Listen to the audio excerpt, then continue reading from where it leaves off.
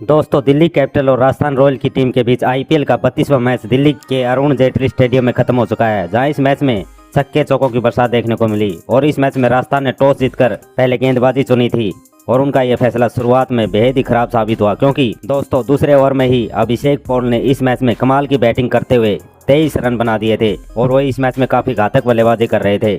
लेकिन इसके बाद 34 रन के स्कोर पर जोफ्रा आर्चर ने जैक फ्रेजर को आउट कर दिया था और वो केवल 9 रन बनाकर आउट हुए थे। इसके बाद अगले ही ओवर में 34 रन के स्कोर पर संदीप शर्मा के हाथों करुण नायर रन आउट हो बैठे और दिल्ली को बैक टू बैक 2 बड़े झटके लगे। इस वजह से केएल राहुल और अभिषेक पॉल अब काफी धीमी बल्लेबाजी कर रहे थे, दिल्ली की पारी को काफी संभल कर आगे बढ़ा रहे थे और इस वजह से दिल्ली के रन काफी धीरे धीरे बढ़ रहे थे और देखते ही देखते दिल्ली का स्कोर 100 रन के नजदीक पहुंच गया था।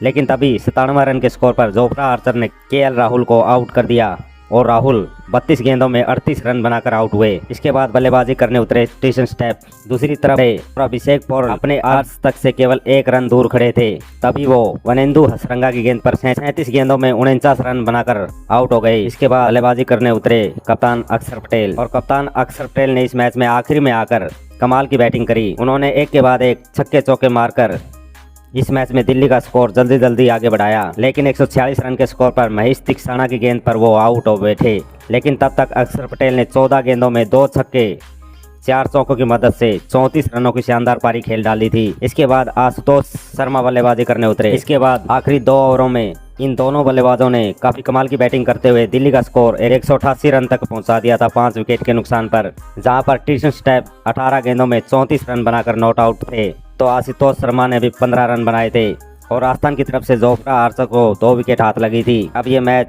जीतने के लिए राजस्थान को 189 रन बनाने थे और जब इसके बाद राजस्थान की टीम टारगेट का पीछा करने उतरी तो फिर इस मैच में शुरुआत से ही संजू सैमसन और जायसवाल एक के बाद एक छक्के चौके मार रहे थे और राजस्थान की टीम इस मैच में काफी तेजी से रन बना रही थी और ये दोनों बल्लेबाज काफी शानदार लय में दिख रहे थे। लेकिन एक तरफ संजू सैमसन के पसलियों में काफी दर्द उठ रहा था और उन्होंने काफी खेलने की कोशिश भी की, लेकिन इसके बाद वो खुद ही रिटायर्ड हेड होकर मैदान से बाहर चले गए। और दोस्तों, संजू सैमसन 19 गेंदों में 3 छक्के 2 चौकों की मदद से 31 रन बनाकर अपने आप ही पसलियों में दर्द होने की वजह से मैदान से बाहर चले गए थे। हालांकि एक तरफ जायसवाल अच्छी बल्लेबाजी कर रहे थे तो उनका साथ देने के लिए रियान पराग उतरे, लेकिन पराग दोस्तों 76 रन के स्कोर पर अक्षर पटेल की गेंद पर क्लीन बाउंड हो गए थे।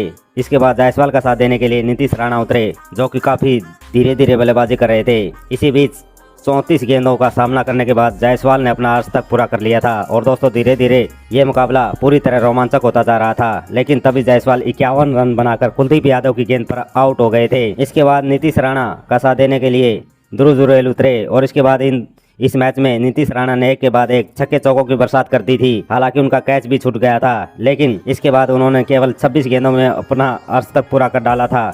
हालांकि 161 रन के स्कोर पर मिचेल स्टार्क ने नीतीश राणा को आउट कर दिया था और नीतीश राणा 28 गेंदों में 51 रन बनाकर आउट हुए थे और आखिरी ओवर में राजस्थान को जीतने के लिए 9 रन बनाने थे। उनके हाथ में पूरा मुकाबला था। लेकिन दोस्तों इसके बाद इस मैच में मिचेल स्टार्क ने आखिरी ओवर में केवल 8 रन दिए और इस मुकाबले को पूरी तरह ड्रॉ करवा दिया और राजस्थान की टीम भी 188 रन बना पाई थी 4 विकेट के नुकसान पर। और दोस्तों आखिरी गेंद पर ध्रुव जुरैल 26 रन बनाकर रन आउट हो गए थे, तो हेडमायर 15 रन बनाकर नॉट आउट रहे थे। और मिचेल स्टार्क की जितनी तारीफ की जाए उतनी कम है, क्योंकि दोस्तों उन्होंने आखिरी ओवर में केवल 8 रन देकर इस मैच को ड्रॉ करवा दिया था।